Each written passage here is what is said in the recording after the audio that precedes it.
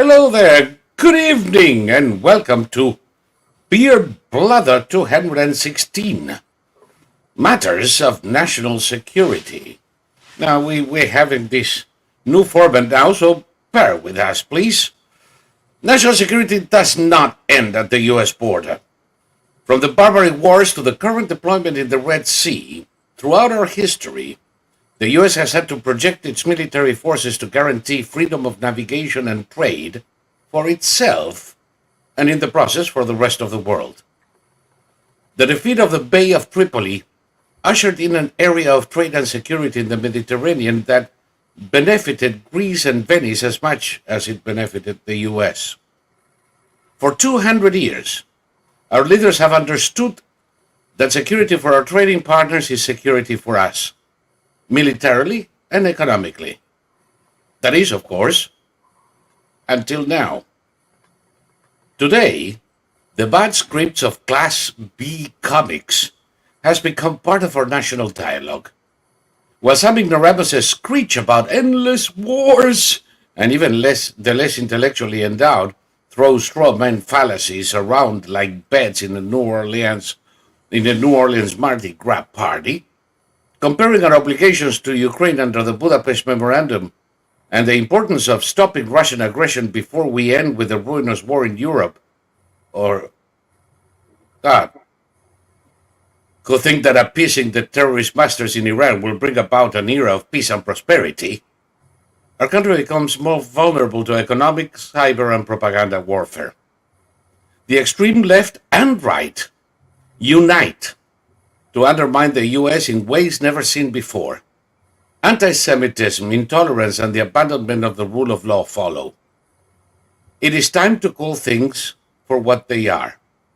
Those who want Fortress America better be ready to return to subsistence farming. Those who think the U.S. is an evil power in this world better be ready to face the world when we empower Chinese communists, Iranian terrorists, and Russian thugs. Alas, this country can take care of its border, not an economic problem, but a political decision, and keep the peace indispensable for our own prosperity and those of others around the world. In November, stop the idiocy. And this is Saul Montez Bradley, the largest human repository of useless information from Virginia. I'm a Virginia gentleman today. And right there, my good friend Thomas Victor from Californication, the only living expert in World War I flamethrowers and so many useful things when it comes to trying to figure out how the hell, say, Israel managed to fly around the Iranian air defenses like they were lumps of cheese in the desert. And we're here to waste a couple of hours of our time with any of you who may so choose to do with us. Remember, we're doing this in our own channel, Quadverum TV at Odyssey, where we expect they shall be there in blockchain forever.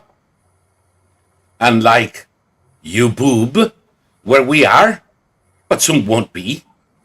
And Twitter, where so far they haven't kicked us out again, so what the heck? Let's keep doing this for a while, see what happens. Hello, Thomas. How are ya? Oh, I'm good. Okay, we know that the Ukraine funding bill passed the House and it's going to pass the Senate and be signed. 61 billion. We have to reiterate again that number, the overwhelming majority of that number is the value of equipment that we already have. So, oh, absolutely. We're not sending 61 billion. There's you hear this argument all the time. I want that money spent in America. But there is no money. There's no money. We can give that asshole an old Abrams tank and see how he pays bills with it. Well, exactly. I mean, ammunition to Chicago or to schools or whatever. I mean, Yeah. it doesn't make And by the way, we have so much of it. We can give it to Ukraine, give it to Chicago, give it to everybody and their mothers, and we'll still have a few thousand left over. yeah. And okay, the poet Yeats said that he mentioned the best. No, wait a minute. I'm getting my quotations wrong. It's okay. I do it all the time. Nobody will know. Oh yeah, it's Yeats. So the worst of us are passionate, um, basically passionately loud, and they don't know what the hell they're talking about. They're half of them are too ignorant to know. They're too uninformed. The other half are lying, or maybe they're all uninformed. I don't know, but we're not sending 61 billion to Ukraine. With the equipment that we're going to send, we already paid for. Come on. We're sending shit. The Marines decommissioned in 1994. The Air Force decommissioned in 1998. We're sending stuff that is costing us money to keep. It's producing nothing but dust. More than that, what they're doing is they're walking through warehouses saying this thing's worth $100. This thing's worth $1 million. They're writing it all down to add up to, with shipping expenses, and in this case, there's going to be more personnel sent to Kiev to, keep an eye on all this. So there's no money to spend on America. No, there is one movement of money, but it's not going to Ukraine. You set up the package of 60 billion junk collected from military junkyards around the country. You value it at replacement cost. You send it to Ukraine, and that is 60 billion flying out of the general ledger of the Pentagon. So then they go to the treasury, which just gave 60 billion to Ukraine. And the treasury says, oh, okay, here's a check for 60 billion so you can replace it. And the Pentagon turns around and uses that money to pay for new toys that we need. And new jobs. And of course, when they pay for new toys we need, people in just about every state has to produce them. Yeah. So whether it is new missiles or ammo or armored vehicles or the laser beams or whatever the crap we add, or ships, somebody from Rhode Island to California is going to be having a job because of it. So it is good all around. We're turning junk into work. Well, and we need real jobs, full-time jobs. Yep. And by the way, and the Ukrainians one day will have to pay for it anyway. Well, that's the thing. This particular package is it's a loan. It's lend-lease, and they're going to pay for it. So it's an entirely win-win. This package will almost certainly guarantee that the Ukrainians will win the war, because now, you hear British intelligence and the Institute for the Study of War predicting that Russia is going to lose the ability to fight by the end of this year. And oh my God! But Colonel Douglas MacGregor doesn't say so. We're going to talk about him in a little while when I can actually show a video after we leave you, boob. But since you mentioned, my friend, the passing of the package, which is not just Ukraine, but Ukraine, Israel, Taiwan, there's a lot of stuff out there. Yeah. How about we take a look at the people who voted against it in the House? Well, before we do that, let's point out that 102 Republicans voted for it and 112 voted against it. So this is being cast on some news sites as the grand betrayal by Johnson. Well, how can it be a betrayal? Half of the fucking party was backing him up. Well, this is the thing. And the Republicans were basically in an impossible situation because, I mean, people are demanding that we just not do anything until the Democrats agree. They're never going to agree. So Johnson promised that he wouldn't fund Ukraine until we got border security. You're never going to get border security from the Democrats. It's a pipe dream. You have to get the right amount of Republicans in the House to make sure all of this happens. And the Senate. And the Senate. And the Republicans now have a 1-seat majority in the House. So, They are one traffic accident from handing the gavel to Jeffries. Exactly. So you have to be realistic. The election is going to be held on November 5th. So here we are, April 20th. So it's going to be May, June, July, August, September, October, November. Another 7 months. Or 6 months, because it's the beginning of November. Don't remind me another 7 months of this shit. Well, I mean, the damage is that the Democrats have done is already done. And yes, there's more people coming in, but they're being sent to blue states. Blue states are the ones paying for this. Yep. And I just saw a video tonight of a black woman in Chicago ripping the mayor a new one while wearing her little red cowboy hat that said "Make America Great Again." And the channel I saw it on was pointing out that in even as late as 2020, this would have been unthinkable, and it's now okay to publicly support Trump. You don't have to worry about excommunication from your particular community. And it's I know that there's all sorts of warnings being put out there about how the Democrats are going to steal this election too, but it's all backfiring.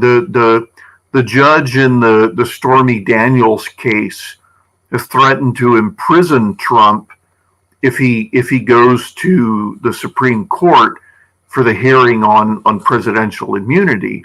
I mean, talk about playing with fire, my friend. Trump should go to the Supreme. He should go there. He should go to Barron's graduation too. And he should tell the judge, okay, shove it. Send me the prison. Let's see if you can get past my Secret Service detail and my own private security. Oh, I would do better than that. I would just walk to prison and turn myself in with the Secret Service. That's another possibility. And I'm in prison because the judge is interfering with the election. Yeah, and you're going to have to evacuate. The Secret Service will say we're going to have to evacuate this entire wing of the prison. Yes. To find somewhere else to put these prisoners, and you can blame it on Judge Nutcase. Yep. So, I mean, the people who oppose, who are now, I mean, okay, Johnson, whatever. I mean, he was voted in, and he was a non-entity. Nobody knew anything about him. He certainly wasn't a MAGA Republican, and the chances of him, going native were huge. And this is the oldest story in the world. And until voters get smart and start voting for people who actually have their own best interests in mind, you're going to have to be making compromise after compromise after compromise. That's all there is to it. Speaking of compromises, we just spoke about people, the 100 or so Republicans who voted against aid to Israel, Ukraine, Taiwan. They are claiming that Johnson betrayed them, though, of course, it's like the party's divided in two. But I use a different measure to see who betrayed whom. And that would be, who did these people join to vote against the bill? We know because 50-some Democrats also voted against this bill for very much the same reasons adduced by these 100 so-called Republicans. And we have an interesting list here that I'm sure you're going to appreciate. You see, you have Democrats, Becca Balin, whoever the crap she is, from the Socialist Republic of Vermont, Don Bayer, Herb Blumenauer, Jamal Bauman, remember that asshole from New York? Cory Bush, Andre Carson, Greg Casar, Joaquin Castro, that's the brother of the Austin mayor. Judy Achu, Mark Desaulniers, Lloyd Doggart, Maxwell Frost, Guy Garcia, Jonathan Jackson, Pramila Jayapal, Rohana, Barbara Lee, Alexandria Ocasio-Cortez, Ilhan Omar, Ayanna Pressley, Rashida Tlaib, Maxine Waters. I mean, this is like the cream of the crop of the Democrats. Well, and with them, we have who? Lauren Boebert, Bob Good, Matt Gaetz, Marjorie Taylor Greene, Thomas Massie. All of these assholes are in bed with the squad and the lunatic left of the Democrat Party. And between all of these assholes, it was about 93. It was 312 to 90 something. So it's kind of like Marjorie Taylor Greene is having an affair with one of these guys. Alexandria Ocasio-Cortez is going to bed with Matt Gaetz. These are couples made in hell. Well, also, I mean, okay, I could understand. I mean, but what I understand is that these assholes, like we've been saying for the longest time, they're no Republicans, they are no conservatives. They have adopted the slogans and the ideas of, say, Code Pink, and they happen to join the Socialist Democratic squad at every turn. Well, what gets me is that, I mean, when you understand that you're not going to get what you want, you have to make a compromise. That's the nature of our governance. And yes, this had gotten to the point where the Ukrainians were basically unable to defend themselves with their air defense. They had to be very cautious about what they use. So it's I'm not, as we've said before, we're not like fanboys of Ukraine. I'm not wearing a Ukrainian flag or anything, but this is reality. This is a real war that has put the potential of having massively catastrophic ramifications. So for us, exactly. that's why we've said it's a national security matter, that if Europe gets into a shooting war with the Russians, okay, the stock market is going to crater like nobody's ever seen. And people say at the same time that inflation is going to 20%. exactly. So and people say, oh, that's just rich people. It's the rich people who are like running the economy. And if they can't run the economy anymore, you're screwed. You out there who are saying you don't care about the stock market, you're screwed. And 70% of Americans own stocks in the stock market. okay, 70%. I didn't know it was that high, but yeah. Every worker, every employee with a 401k, everybody with any kind of retirement account, whether it be a 401k, a profit sharing, an IRA, their retirement income is entirely dependent on the performance of the markets. Sure. You see, something that Marx said turned out to be correct. Marx said that the proletariat was going to be was going to gain ownership of the means of production. Mm-hmm. The socialist thing, you can achieve that by nationalization. But you see, what really happened is that they all became shareholders. Mm-hmm. In the US, our means of production, all of those companies in big pharma, in the military industrial complex, oh my God, the banks, all of them are actually owned by people making $20,000 a year and up.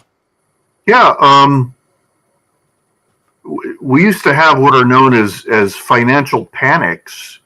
We haven't had one since we got off the gold standard. But again, those of you who hate the big banks, I mean, when the banks fail, it's all hell breaks loose. We all eat shit, baby. Yeah. And suddenly you're going to find yourself with no money, and your bars of gold aren't going to mean anything. Oh yeah, well, you know what do you do in a crashing economy with the gold bars you're holding? You use them as ballast in your ship to get the hell out. You shove them up your ass. Make sure they're very thin. Well, it's because they have no value. You cannot eat it, and you cannot shoot it, and you can't trade it. If you expect to survive, the collapse of society that all these YouTube ads are all warning against, you need to stock up on guns and ammo and dried food. Yes. So those are all things that you can trade. Also clothing, warm clothing, you can trade that. But you also need to work out. But without guns and ammo, you're not going to trade shit. Well, that's the thing. And you also need a guard. You can't, if when you go into a trade, you have to have somebody with their gun already out. Yeah. So now let me clarify for people who are watching, guys. We're not prognosticating the end of the world that they need to walk around with guns and ammo. No. This is all Area 51 level bullshit. But in the hypothetical, what would serve you best in a hypothetical scenario? Certainly not hoarding gold. Well, okay, this new aid package is probably guaranteeing that Ukraine will win the war. Yep. And then people can forget about it the way they forget about everything that isn't rubbed in their faces 24 hours a day. When it comes to the Middle East, it's unclear. I can't make heads or tails out of what's happening. Have the Israelis launched a third attack on Iran? The Israelis launched attacks, but they launched attacks simultaneously in Iran, Iraq, Syria, and Lebanon.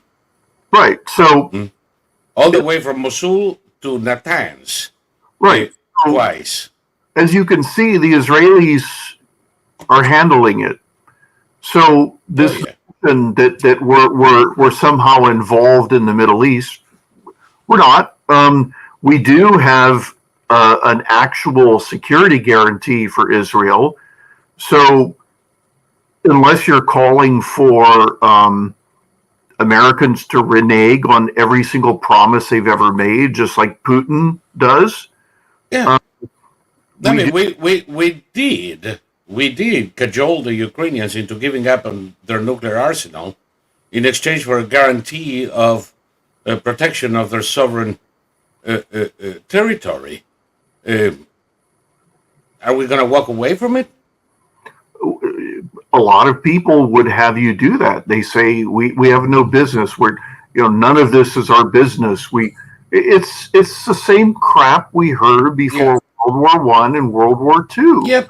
If God, yeah, the Fortress America isolationist imbeciles. We're coming back to this in one itty bitty second, but I had something else for you before we abandon this thing altogether. Let me see if this is it. Oh, yes.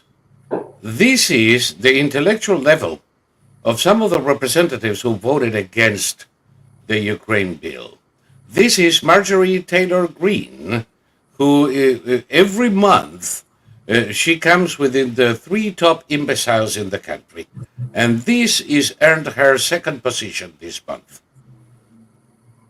Look at this beauty. She's actually saying, and by the way, there is the actual text, an amendment offered by this idiot. One, members who vote for Ukraine aid must conscript in the Ukrainian army. I don't understand that. Okay. They volunteer for the Ukrainian army? Oh, yeah. No. All members of, by the way, she says must conscript because it sounds complicated and she doesn't know the meaning. What she meant is must sign up for the Ukrainian army. Conscription is when they grab you. Anyway, members who vote for Ukraine aid must sign up for the Ukrainian army. Why? I don't know, but it doesn't matter. Israel aid will be used for the development of space laser technology on the southern border. What the hell does that mean? Oh, she says that all the aid that we give Israel must use to develop a space laser technology. She's still talking about the space lasers and the Jews, because yes, she is that stupid. Is she saying that the Israelis will use space lasers to zap illegals? No, that we must demand they do. Yeah, but I mean, why would they? I mean, no. Don't look for anything reasonable in here. But this is the level of crazy. And what's the okay? This is the level of crazy we're talking about here. Were there 3? Were there 3 or 2? What? Go back to that. No, there are 3 lines. There are 3 lines, but 2 points. The third line here. I see. The third line is just a continuation of the previous paragraph. So essentially, the 2 points is if you vote for aid for Ukraine, you must join the Ukrainian army. If you vote for aid for Israel, you must demand that the Israelis design a space laser technology to fight the invasion in the border. I mean, this woman is on drugs. Well, I mean, she's trying to make a point, but it's a deeply silly point because we have, I mean, what we're doing in the case of Ukraine is no different than selling arms to any of our allies. And it's not only our allies. Did this idiot offer any amendments regarding this particular issue?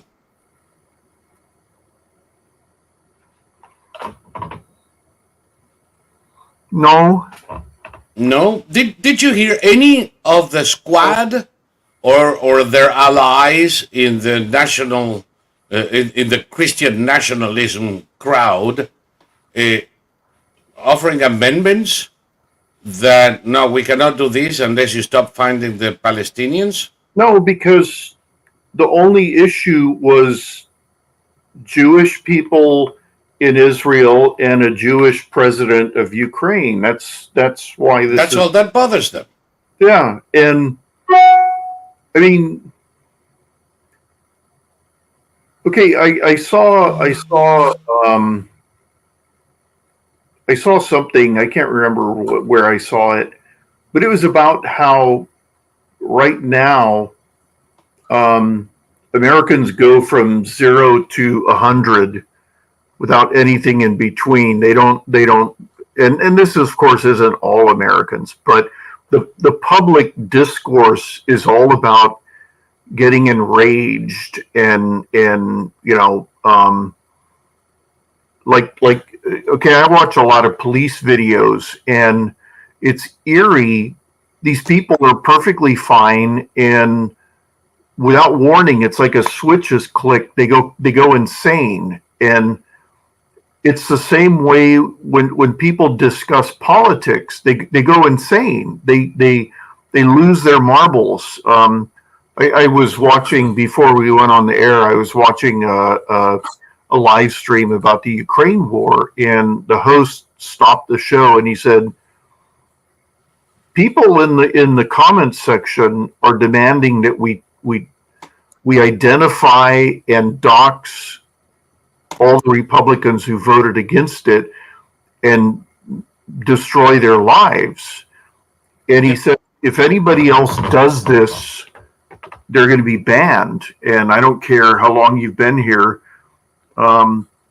He said, this is what they do in Russia. This is what they do in China. This is what they do in China. This is what they did in Nazi Argentina. Right. This is what they do in Bolivia, Venezuela, Cuba, Nicaragua.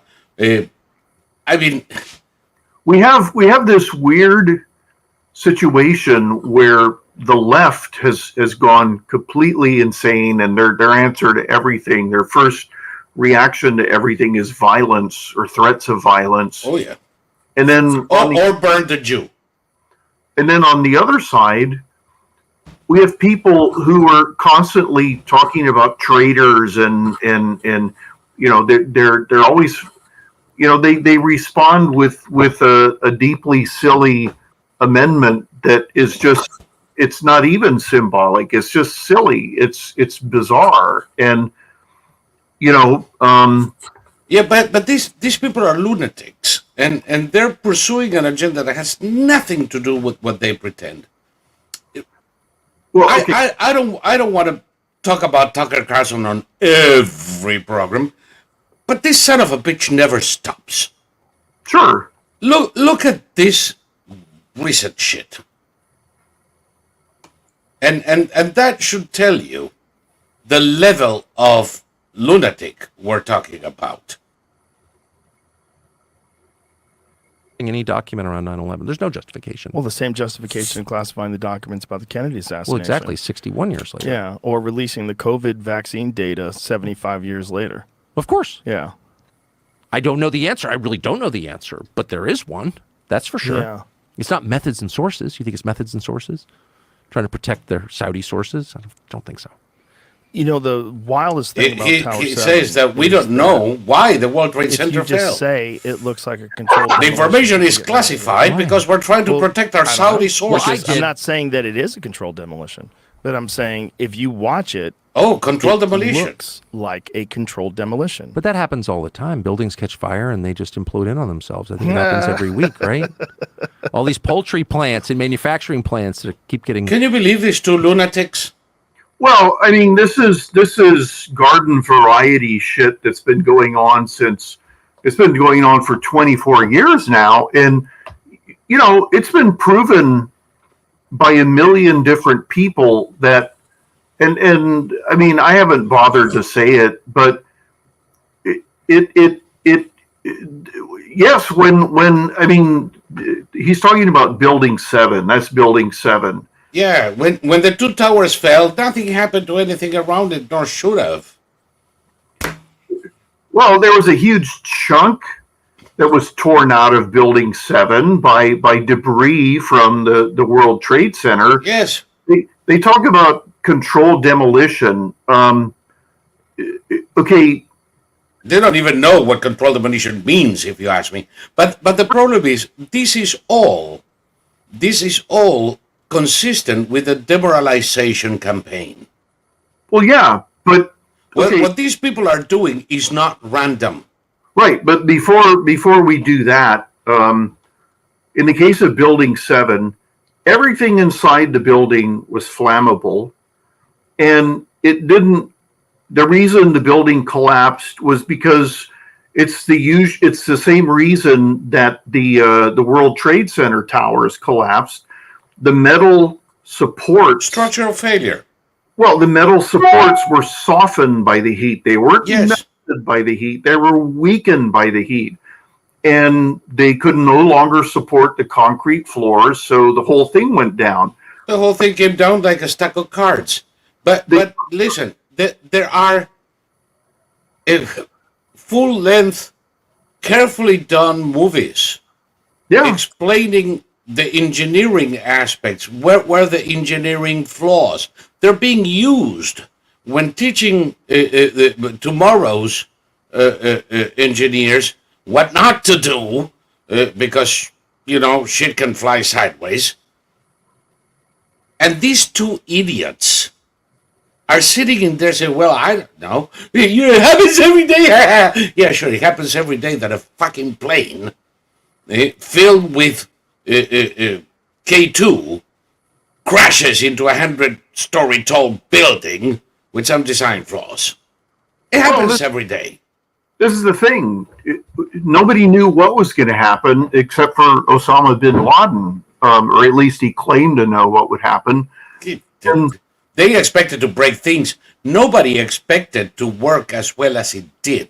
Exactly. And in the case of the Twin Towers, you hear this all the time. It looks like a controlled demolition. No, it doesn't. For one thing, a controlled demolition is you blow up the structures all the way up the structure, and you can see it in every controlled demolition. Yes. You can see the flashes going. You can see the flashes of the explosives going off, weakening the structure. And in a let's say a 10-story building, it can take them as long as 10 months to prepare that building for demolition. Okay, you can't just put a stick of dynamite in the building and it knocks down. No, you have to prepare it. You have to cut notches in the vertical support beams. Yep. You have to. On the other hand, what happened in the towers, which I remember, I watched an hour-long interview with the architect who did all of the structural calculations for the towers and the design, which at the time the towers were built was heralded as a wonderful new way to build faster, lighter buildings. And the problem is when the trusses in one floor failed. By the way, the trusses were all covered with asbestos. Mm-hmm. The idea was to protect them in the case of fire. Of course, when the planes crashed in there, it blew the asbestos away. Right. So that the metal trusses literally melted. When they melted, the cement floor they were supporting dropped onto the next floor. And the extra weight caused a structural failure on that floor. So the two dropped onto the third one, and it was a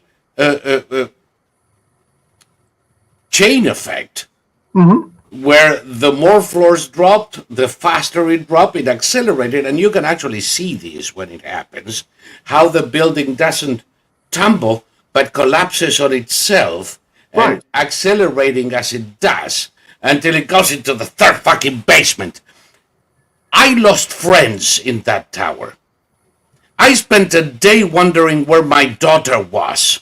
And to see these two fucking assholes exploiting it for grift, with no other purpose than to demoralize the American people and make them lose confidence in everything, including the time of day, it makes me very upset.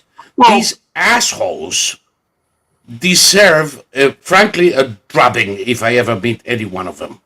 okay, I will take issue with one thing.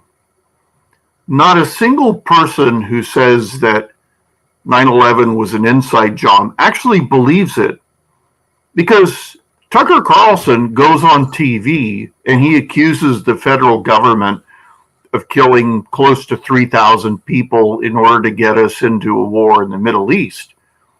And then he goes home without any fear whatsoever of retribution by the federal government. Yes. He drives around. And by the way, and the next day, he changes the story, and the federal government is covering up for his friends, the Saudis. Well, but okay, none of that matters, because none of these people have left the country. None of these people show any real fear.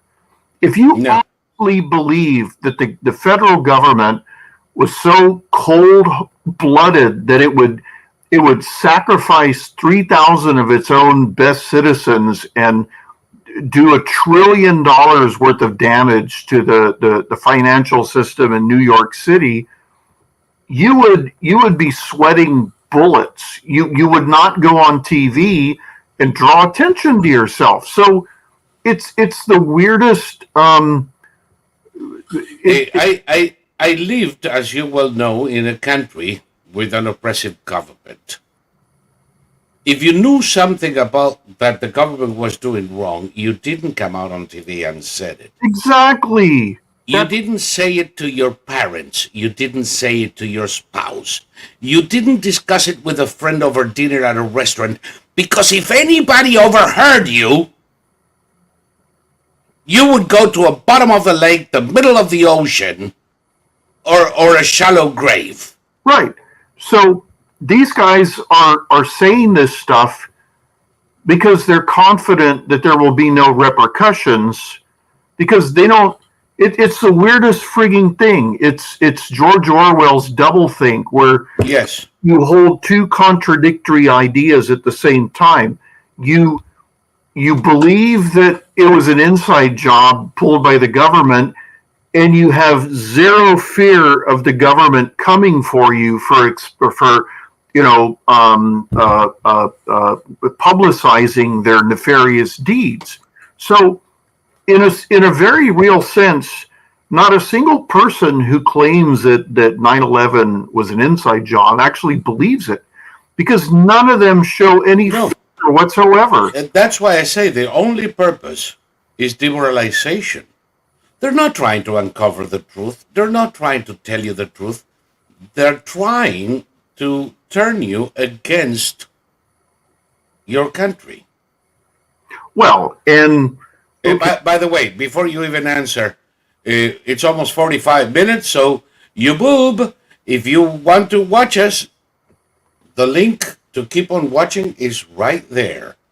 Click on it, come over here, and God forbid, maybe even become a member of this channel. Bye-bye, you boob.